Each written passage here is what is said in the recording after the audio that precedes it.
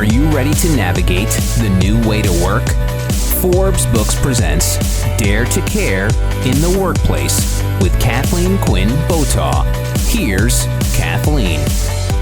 My guest this week is New York Times bestselling author, researcher, business scientist, and consultant with more than 30 years in the science of high-performance cultures. His name is Curt Coffman. Curt, welcome to the podcast. Thank you. So you and I go way back. And in fact, on LinkedIn, we have 153 common connections. Did you know that? I did not, but it doesn't surprise me. So we're both in Denver. And I met you originally at an organization called the Association for Corporate Growth. And when I was chairman of that board, we brought you in as a speaker. We had our event at the University of Denver. And, you know, your work just transcends decades and decades of people trying to figure this stuff out. So I was so excited when Joe said you would have this chat with me today. It's a pleasure to be here. I think we both share a passion, too, about the workplace and the power of the workplace. We sure do. Oh, absolutely. In your book that you co-authored with Marcus Buckingham, who was also a guest on this podcast, First Break All the Rules, What the World's Greatest Managers Do Differently, you write about leaders and what rules they need to break to get the best out of their people. So let's kick this off with what rules should they be breaking right now in May of 2022? Okay, well, my latest book is Culture Eats Strategy for Lunch, too. Yes, which is beautiful. That's kind of updating. But I'm pleased to be able to do this broadcast today versus 2 years ago, because last year we interviewed about 300,000 employees as part of our organization. And we were able to study a lot of organizations that we had data on before the actual pandemic, and then we've had data on employees after the pandemic. And so we've been able to really draw some interesting contrasts as to what's going on. When I talk about breaking the rules, I think that the role of the manager is still critical. You know, we know that people still leave managers, not organizations. Today, if you look at the people who are not returning from furlough a year ago and the people who are leaving in the Great Resignation, it's still coming down to the manager. Mm-hmm. But it's also about, have you grown in this past year? So the manager and grown more are two of the key predictors of the resignation. But we're now seeing incredible consequences from the Great Resignation that is changing the world of work, probably more than what people realize, or what I don't think people even realize it. Yes, no, I agree with you. And I do agree that people quit people. And one of the most, the audiences they quit most is the people who manage them. So what can managers do differently? Well, we have to start with who we bring into the organization. Great managers know that skills and knowledge, which skills is what you know how to do, knowledge is what you know, you've picked up along the way. Those are always evolving. But they select people based upon this thing called talent. And basically, talent is about how our brain has developed. We know that 0 to 3 years of age, our brain is rapidly developing. From 3 to 15 years of age, it has to begin to slow, and it goes through a process called pruning, which is actually a medical term. And then 15 to 22 years of age, our brain is pretty well set. And so the talent is how we naturally respond to the world or to the stimulus. So I can walk into a room of strangers and I'll go stand in the corner and talk to 2 or 3 people and get to know them better. My wife will take that same stimulus and walk into the room and go up to everybody and meet them and introduce herself and where their kids go to school and all that crap. But anyway. Sounds like your wife and I would get along just fine, and you and my husband would get along just fine. But the key is my wife has relator, woo or magnetic. We call it in our talent set. I have relator. So it's not that I don't have talent, it's to understand that there's certain roles that demand certain talents. And we now have the ability to kind of understand those. So bringing in the right people But I can also tell you that 19% of people, day one, Kathleen, day one, come in actively disengaged. 19%. Why do you think I think 19% come in actively disengaged? I think it's a carryover from our parents and grandparents' work, and that was the industrial model where I could fire you, and work is all about the authority and keeping your hands busy. But the thing is, I think active disengagement is something that kind of starts very early in your career.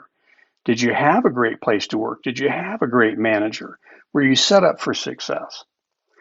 And a lot of times people progress through their career and they actually take their level of engagement with them from job to job. Hmm. And so it's a challenging thing, but we have to start talking to people about their level of engagement before we ever hire them. And people will tell you, what it was like before. Hmm. Um, and we have to begin to focus on that because that is a huge factor in terms of Hmm. what it does to culture. I call it in my book, my most recent book, Dare to Care in the Workplace, post-traumatic job syndrome. Hmm. They come to us with, they've been taught how they're supposed to behave, which you and I probably agree. We'll get more into this as we continue chatting, that that's not indeed how they should behave. And so they come to the workplace, to their new job, with skepticism already, and they need to kind of unlearn what they learned the last place they worked. Yeah. Or from the worst manager they ever had. Exactly. And, Exactly. you ask people, do you want to be managed? Everybody says no, because their reference point is the worst manager, not the best. Because it's just like when we go on Yelp or TripAdvisor, what do we review? We review the most horrifying experience, not the Hmm. most beautiful experience that we've ever had. Yeah. So Yeah. tell me more about your findings in this 300,000 person study that you just conducted. First of all, we're finding that in terms of the rules of work, and let me just kind of put it in perspective. 50 years ago, um, in the industrial workplace, we hired people because of their hands, or about 80% of people because of their hands. And the whole focus of management and productivity was how to keep people working with their hands. And frankly, that was the only human capital we saw in people, those hands. Hmm. And in that place of work, the employer did not need the employee as much as the other way around. So the employer had all the power. And if you don't do what I tell you to do with those hands, I'm going to fire you. And there's going to be consequences. Well, fast forward to today, only 7% of jobs today are manufacturing and industrial jobs. Went from 80% to 7%, which basically means that where does the human capital lie today in people? It's their heads and their hearts. It's their ideas, their instincts, their innovations. But just think for a minute if we keep managing people as if it's about their hands. Because the reality is today the employer needs the employee worse than the other way around. Hmm. And that's all new.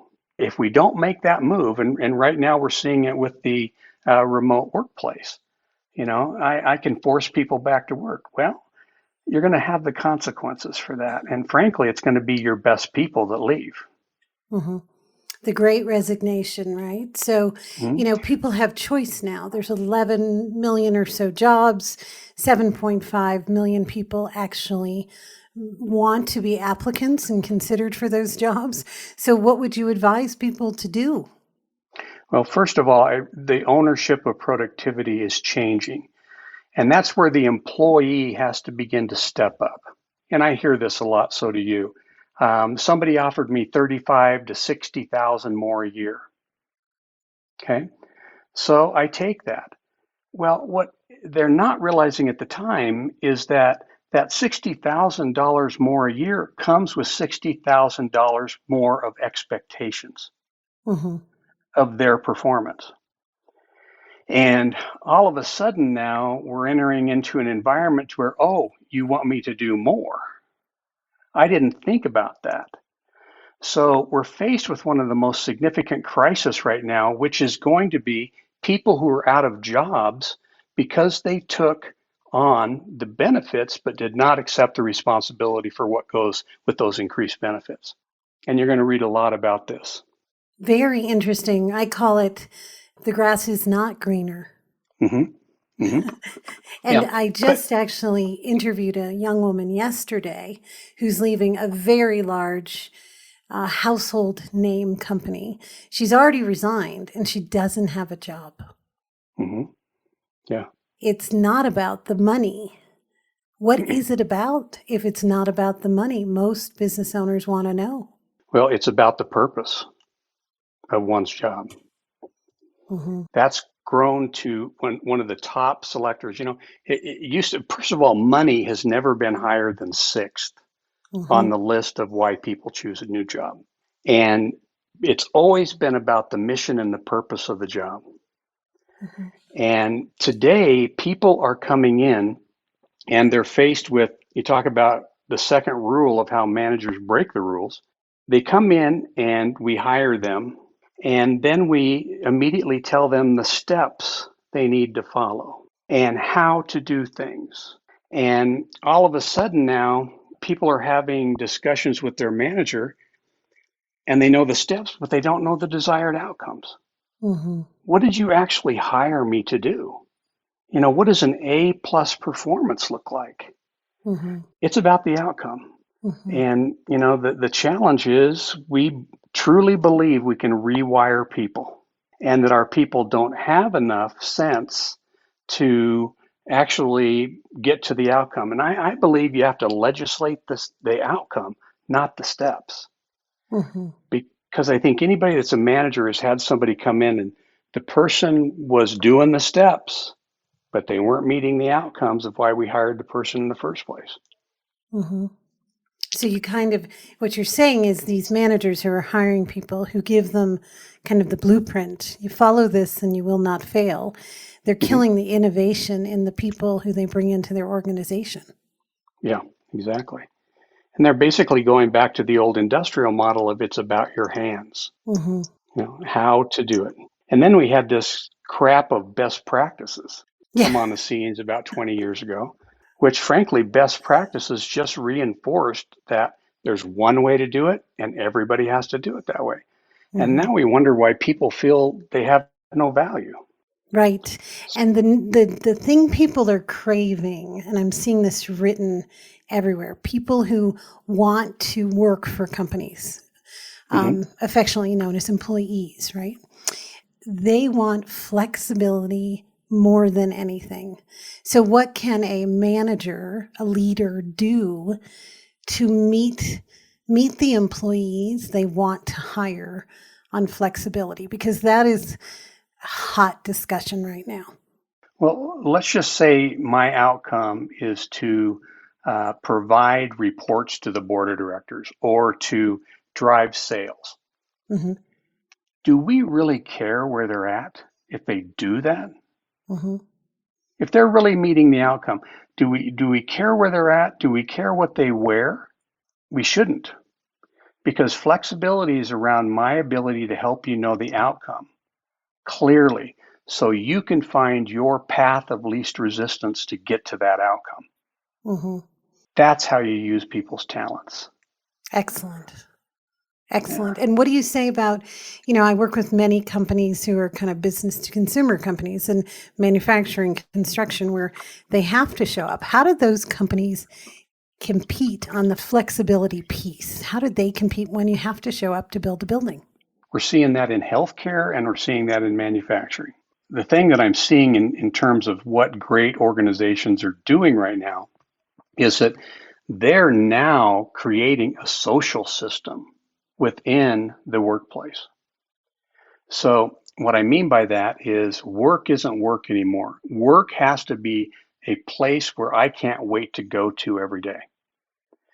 Some people may say, well, that's just ideal. That's unrealistic. Well, not really, because what's wrong with making the workplace actually collaborative and interactive and the appreciation of the people that are making those sacrifices?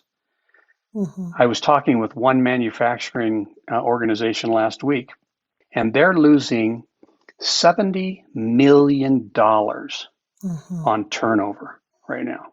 And it's a Tragic. manufacturing organization. But it starts with, again, I mean, sometimes the talent of working in person is very observable before we bring them in. And it's also how we go about reinforcing the rules. But whatever happened to the concept that we really need you to be here, but we're going to add commensurate value for you to be here? Tell me more about that. First of all, in the first time in my career, 35 years of working with organizational culture, is that benefits were never in the top 20 of why people join a job and stay at a job. Today, they're number 3, Kathleen. Mm-hmm. Number 3. So the whole concept of benefits has to be reviewed. Individuals and great organizations today are now offering a menu of benefits for people, and especially with people who are, centralized. Those benefits are getting very creative, and I'll just use one example of an organization here in Colorado, up in Fort Collins. They have the option of choosing whether their parents or grandparents can get a benefit of matching their Medicare supplement plan. How nice. Yeah, but think about it. I mean, we went through this these weird phases where it was bring your dog to work day and put basketball hoops up and that kind of thing. I've never met an employee that left Microsoft that said, "I don't know how I should move because I'm going to miss those basketball hoops." No, it's not about foosball tables, basketball hoops, or pizza. But what if there's a benefit to my parents and my grandparents? Mm-hmm. Is that going to impact retention? So we have creative benefits. If an organization, one of my clients now will arrange your vacation for you, and they find that people really like all-inclusive resorts. So they actually, instead of saying, when are you going to take your vacation? When are you going to take your vacation? Because we want to make sure you have an unbelievable vacation. Very cool. They're getting very focused on the person, the person's needs, the person's wants, and the whole family. Yes, exactly. Because what we're really doing is creating community when we build companies. Do you agree with that? Mm-hmm. They all start like that. And you said, fascinating, that I say when I speak to groups all over the country that compensation is number 7. So we're close. You're number 6, I'm number 7. It comes much later in people's processing. It really, really does. And I love your concept about creative benefits for people that really focus on the whole person, not just the work they do for them. So switching gears for just a second, but obviously staying on the same topic. How about women returning to the workplace after the last 24 months? There's been, I feel like this is even a bigger crisis. Can you talk to me about that? The data is incredible on this topic. Sad. Because why men choose a job and why women choose a job is very opposite of one another. A man will have an opportunity, and it means that they're valued. And they will much more be likely to, even within the company with promotion, spend time or very little time in accepting it. The opportunity's there, I accept it. With women, we're now seeing a diligence, a intentionality, not about whether they should accept the job, but whether they can succeed at that job. So it is more contemplative, it's slower, but now women want to make sure they're going to be set up for success. Men get offered a promotion, they take it pretty quickly. Women get offered a promotion or a new job, they stop and say, can I be successful at this job? Do I have the right talents to be successful at this job? Hmm. So there's a slower kind of assessment of the job. I think right now women are in kind of a contemplative time. Hmm. Do I want to return to work? Will I get the commensurate benefit? Not necessarily compensation, but emotional benefit that I Correct. need. Hmm. Um, women will say, I don't need recognition, but they thrive on it. Hmm. I'll challenge all your listeners. Is anybody out there that's suffering from over recognition?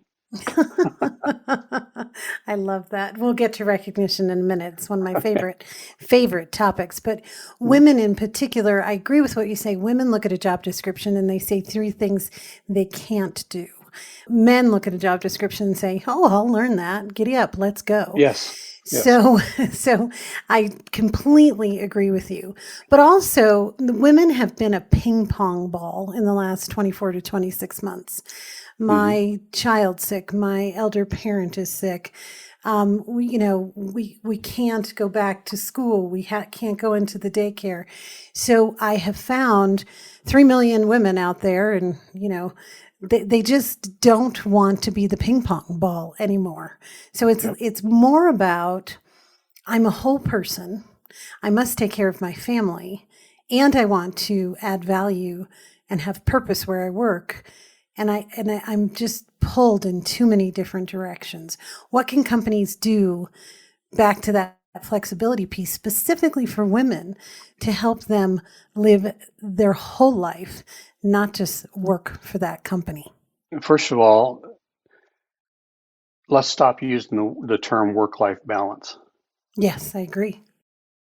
Let's start using the term work-life integration. Mm-hmm.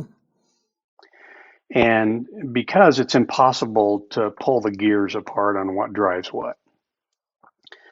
But the challenge has been, if I'm not necessarily working the hours, or if I'm going to Sam's during the week, or I'm taking my son to a baseball game or practice, but I'm meeting the outcomes,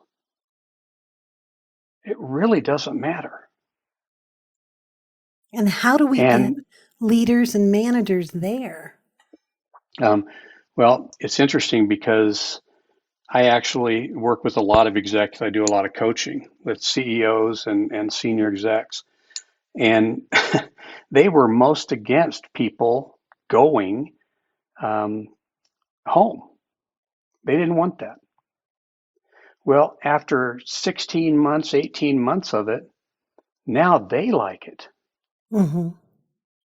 They're learning how to manage people remotely.